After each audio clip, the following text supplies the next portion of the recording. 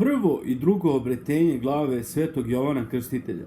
Veliki slavni krstitelj Jovan bi posečen po želji i nagovoru zlobne Irodijade, žene Irodove. Kada Jovan bi posečen, naredi Irodijada da mu se glava ne sahranjuje zajedno sa telom, jer se bojaše da strašni prorok nekako ne vaskrsne. Stoga uze njegovu glavu i zakopa je na nekom skrivenom i beščasnom mestu, duboko u zemlju. Njena dvorkinja beše Jovana, žena Huze, dvorjanina Irodova. Dobra i blagočestiva Jovana ne mogaše trpeti da glava Božjega čoveka ostane na mestu beščasnome.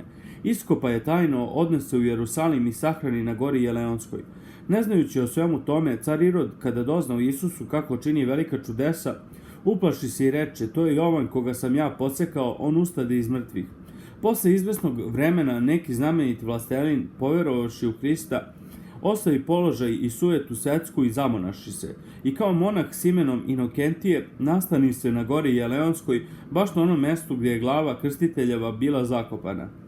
Hoteći da zida sebi ćeliju, on kopaše duboko i nađe zemljan sud i u njemu glavu, za koju mu se javi tajanstveno da je krstiteljeva.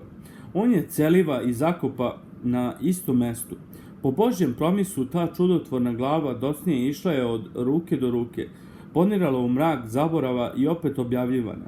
Dok najzad nije u vreme blagočestive carice Teodore, majke Mihajlove i žene Teofilove u vreme patrijarha Ignatija preneta u Carigrad.